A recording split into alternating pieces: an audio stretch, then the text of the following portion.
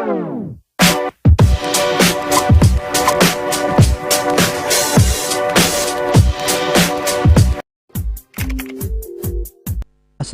warahmatullahi wabarakatuh. Anak-anak semuanya dimanapun berada, alhamdulillah pada kesempatan yang baik ini kita bisa kembali lagi melaksanakan kegiatan pembelajaran secara online untuk mapel fikih kelas 7 MTS semester Gasal. Kali ini kita akan membahas bab yang ketiga, yaitu sholat fardu 5 waktu sebagai pembentuk karakter disiplin. Sebelum dilanjut ya, Pak Guru ucapkan terima kasih yang sudah mendukung channel Ari Production dengan cara like, share, dan subscribe. Semoga bermanfaat. Baik anak-anak semuanya, kalian perhatikan dulu peta kode berikut ini ya. Ini adalah tata cara pelaksanaan sholat fardu 5 kali. Ya, nanti kita akan bahas meliputi pengertian sholat fardu, syarat sah sholat fardu, kemudian syarat wajib sholat fardu, perkara yang membatalkan sholat fardu. Nanti juga ada dasar hukum sholat fardu, baik dari Al-Quran, kemudian hadis Rasulullah SAW. Kemudian tata cara pelaksanaan sholat fardu.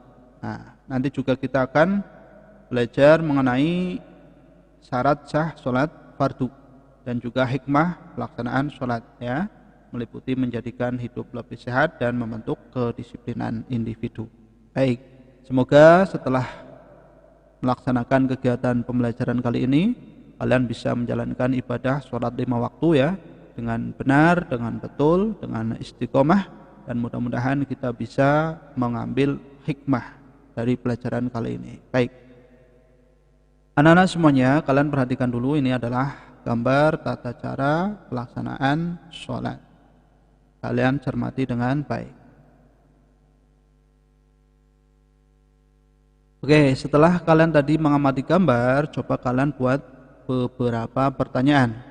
Contohnya, apa saja yang termasuk rukun sholat? Bagaimanakah cara mengerjakan sholat bagi orang yang sakit?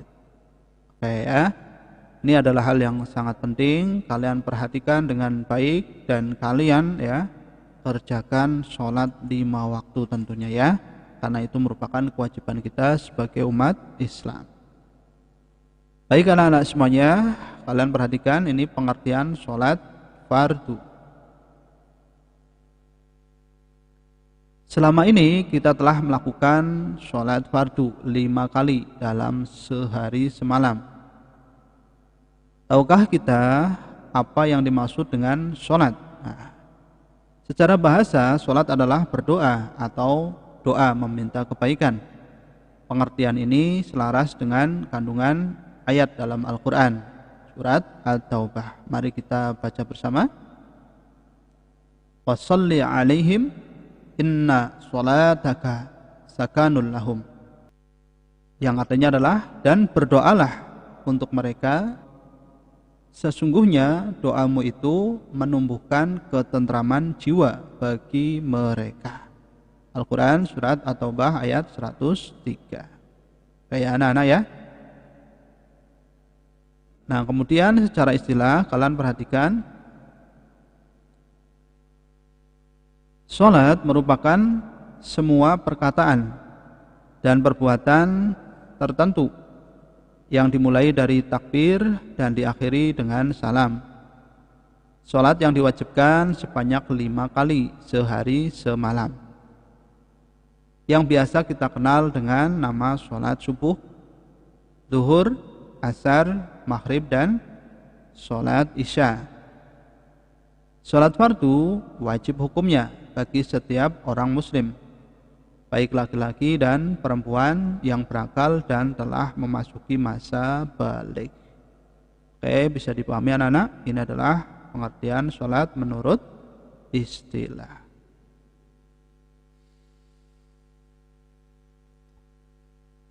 Adapun dasar hukum perintah sholat, kalian bisa lihat ya, Pak Guru ambilkan satu dalil dari Al-Quran, surat Al-Bayyinah ayat 5. Mari kita baca bersama.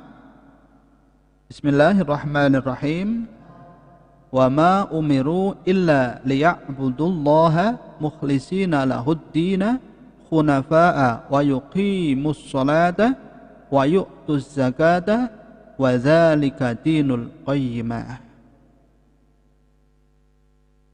Oke, yang artinya adalah padahal mereka hanya diperintahkan menyembah Allah dengan ikhlas, mentaatinya semata-mata karena menjalankan agama, dan juga agar melaksanakan sholat dan menunaikan zakat, dan yang demikian itulah agama yang lurus atau benar. Al-Quran surat Al-Bayyinah ayat 5 ya. Ini dalil perintah tentang sholat, salah satunya. Selanjutnya adalah syarat wajib dan syarat sah sholat. Kalian perhatikan, syarat wajib merupakan ketentuan-ketentuan yang berakibat pada diwajibkannya melaksanakan sholat. Syarat sah adalah ketentuan-ketentuan yang harus dipenuhi sebelum pelaksanaan sholat. Tidak terpenuhinya salah satu persyaratan, maka akibatnya sholatnya tidak sah. Ini adalah perbedaan antara syarat wajib dan syarat sah. Bisa dipahami anak-anak? Oke, biar lebih jelas nanti kita akan masuk ke pembagiannya. Nah, kalian perhatikan ini ya. Yang termasuk ke dalam syarat wajib sholat, yang pertama adalah Islam. Nah, baik laki-laki maupun perempuan. Yang kedua adalah telah memasuki akil balik. Yang ketiga ini adalah tidak hilang akal, baik itu karena gila, pingsan, terefek obat bius atau mabuk. Ya, ini adalah syarat wajib sholat. Adapun syarat sah sholat meliputi yang pertama Islam, mumayyiz atau bisa membedakan antara sesuatu yang bersih dan kotor, baik dan buruk, menguntungkan dan merugikan dan seterusnya.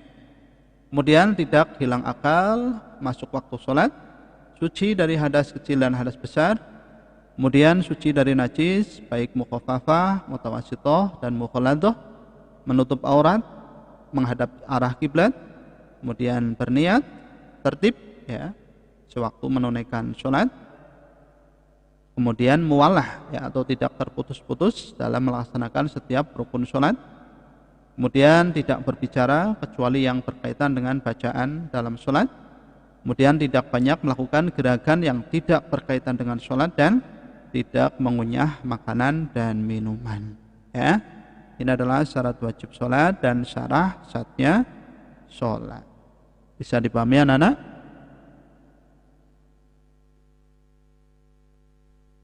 Untuk selanjutnya adalah perkara-perkara yang membatalkan sholat. Kalian perhatikan, yang pertama adalah datangnya hadas kecil maupun besar di tengah-tengah sholat.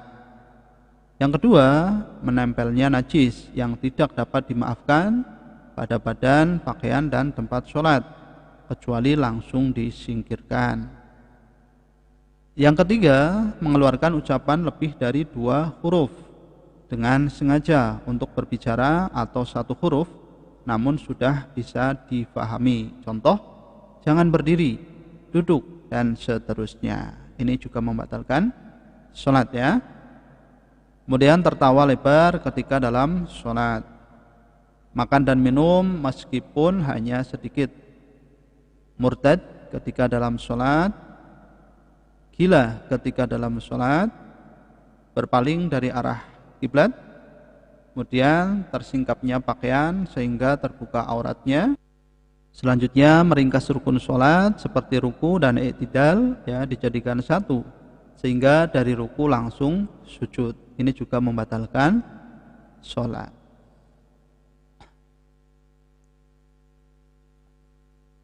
Kemudian ragu terhadap niat yang telah dilakukan, misalnya zuhur atau asar ya. Kemudian mengubah niat dari sholat fardu menjadi sholat lainnya, misalnya sholat zuhur niatnya diganti dengan sholat gerhana matahari, ini batal. Kemudian niat keluar dari sholat sebelum sempurna semua rukun-rukunnya. Selanjutnya adalah bimbang dalam sholatnya, apakah akan meneruskan atau membatalkannya. Kemudian menggantungkan pembatalan sholat pada suatu perkara. Contoh, dalam sholat mengatakan, jika haid datang saya akan membatalkan sholat Nah, ini juga batal. Kemudian sengaja meninggalkan sholat satu rukun sholat. Ya. Selanjutnya sengaja mengulang-ulang rukun dengan tujuan bersenda gurau. Ini juga membatalkan sholat. Kalian cermati dengan baik ya. Yang ke-18 adalah mencampur aduk rukun sholat. Contoh, mendahulukan rukun tertentu dan mengakhirkan yang lain di luar ketentuan. Ini tidak boleh. Kemudian bermakmum pada orang yang sholatnya tidak sah, seperti kepada orang kafir.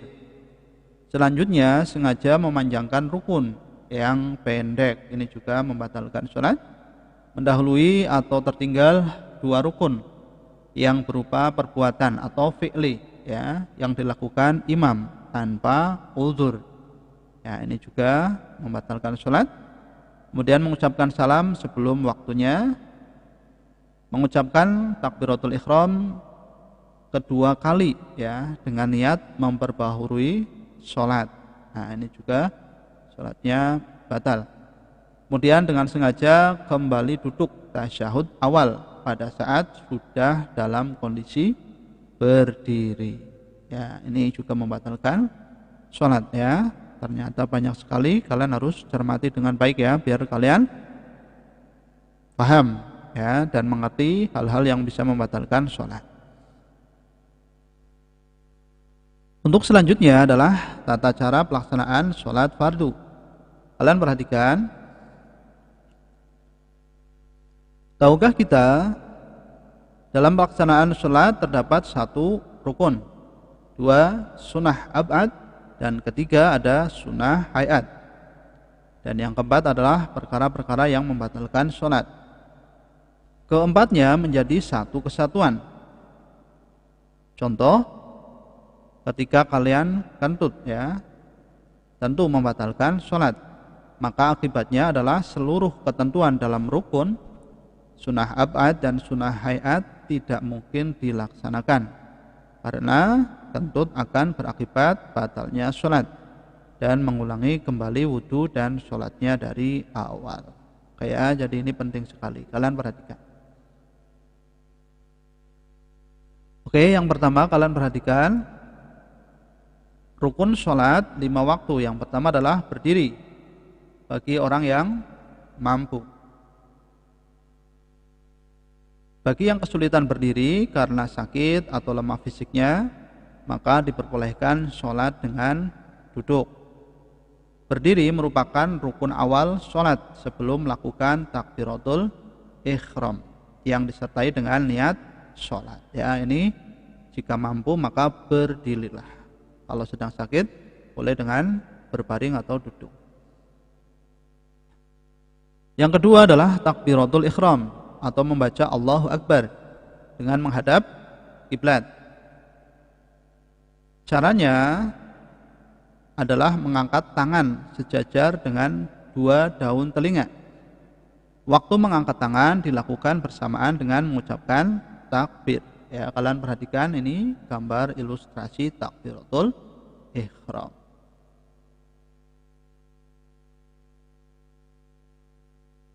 Selanjutnya adalah yang ketiga, berniat di dalam hati bersamaan dengan takbiratul ihram. Niat memiliki 3 syarat yang harus dipenuhi. Yang pertama, ada kehendak untuk melakukan sesuatu. Yang kedua, menjelaskan ibadah yang hendak dilakukan. Dan yang ketiga adalah menyertakan kata fardu dalam niatnya. Perhatikan contoh niat sholat zuhur. Kalian perhatikan ya, Pak Guru bacakan.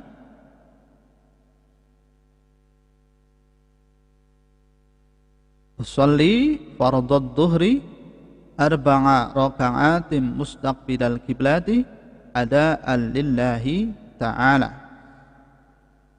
Aku berniat melaksanakan sholat fardu zuhur dengan 4 rakaat dan menghadap kiblat pada saat ini hanya semata-mata karena Allah Subhanahu wa ta'ala. Oke, sampai di sini dulu, bisa dipahami ya anak-anak ya.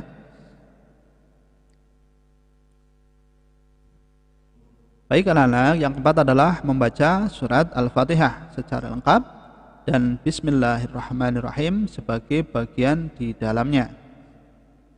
Yang kelima adalah ruku, yang berarti membungkukkan kepala dan punggung bersamaan dengan memegang kedua lutut. Ini contohnya ruku ya, kalian perhatikan ini posisi lurus. Yang keenam adalah tumakninah, yaitu berdiam dalam ruku hingga seluruh anggota tubuh tenang selama kira-kira selesai membaca tasbih.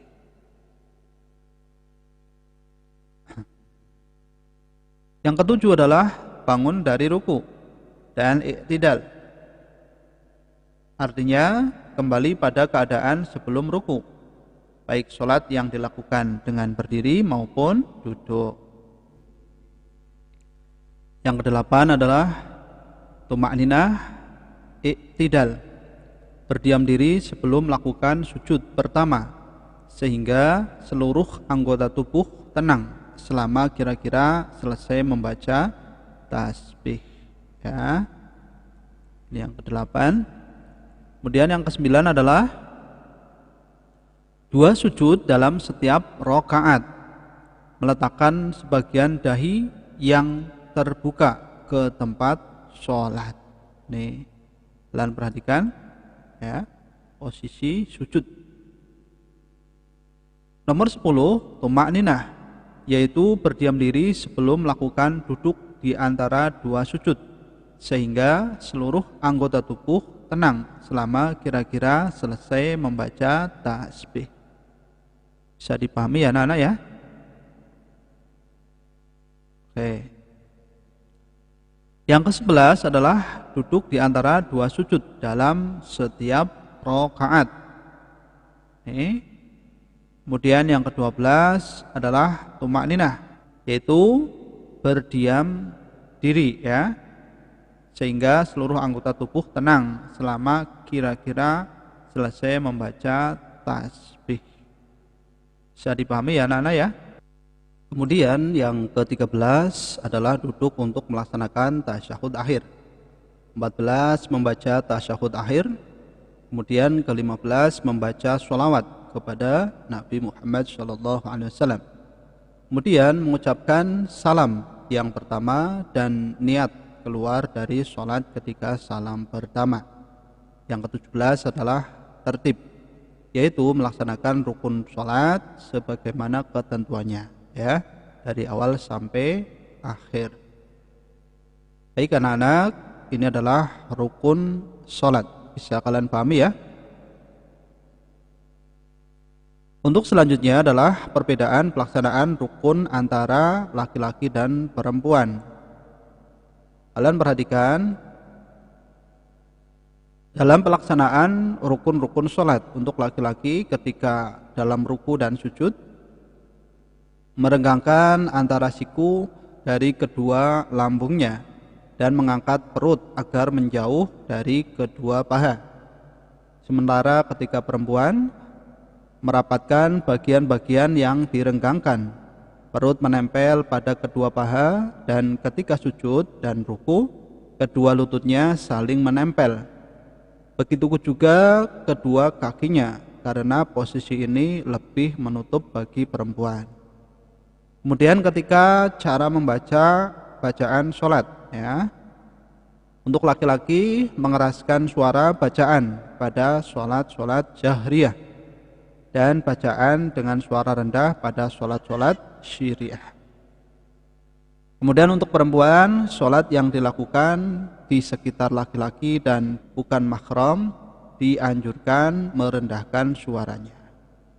Kemudian dalam masalah aurat, untuk laki-laki dalam sholat minimal harus menutup anggota tubuh antara pusar hingga kedua lutut. Kemudian ketika perempuan seluruh anggota badan kecuali wajah dan dua telapak tangan ya. Ini perbedaan pelaksanaan rukun-rukun salat untuk laki-laki dan perempuan. Bisa dipahami ya anak-anak ya? Oke, untuk selanjutnya adalah sunnah hayat dan sunnah ab'ad dalam sholat fardu. Kalian perhatikan, yang pertama sunnah ab'ad merupakan ketentuan-ketentuan yang sangat dianjurkan untuk dipenuhi selama pelaksanaan ibadah sholat. Contoh adalah membaca sholawat kepada Nabi pada tasyahud awal, kemudian membaca sholawat kepada keluarga Nabi dalam tasyahud akhir, dan juga berdiri dalam kunut dan membaca doa pada rakaat kedua pada posisi i'tidal dalam sholat subuh. Ya, ini beberapa contoh dari sunnah ab'ad sholat. Ketika meninggalkan sunnah ab'ad sholat ini, ya, disunahkan untuk melaksanakan sujud sahwi. Kemudian yang kedua adalah sunnah hayat, merupakan ketentuan-ketentuan yang dianjurkan untuk dipenuhi selama sholat berlangsung. Contohnya adalah meletakkan tangan kanan di atas tangan kiri dan menempatkannya di pertengahan antara dada dan pusar. Kemudian membaca doa iftitah atau tawajjuh setelah takbiratul ihram pada rakaat yang pertama. Ini adalah beberapa contoh sunnah hayat. Bisa dipahami ya anak-anak ya? Ya, silakan kalian cermati dengan baik. Nah, kemudian adalah hikmah pelaksanaan sholat fardu 5 kali. Kalian perhatikan, tentu banyak sekali ya hikmahnya. Pak Guru sampaikan 3 hikmah pelaksanaan ibadah sholat fardu. Yang pertama adalah sholat menjadikan hidup menjadi sehat, ya. Dengan sholat insya Allah kita akan menjadi semakin sehat, baik jasmani maupun rohani. Kemudian sholat fardu membentuk kedisiplinan individu, ya. Dengan menjalankan ibadah sholat maka kita akan semakin disiplin. Kemudian sholat menjauhkan diri dari perbuatan keji dan mungkar, ya. Dengan sholat yang baik dan benar insya Allah kita akan terhindar dari perbuatan keji dan mungkar.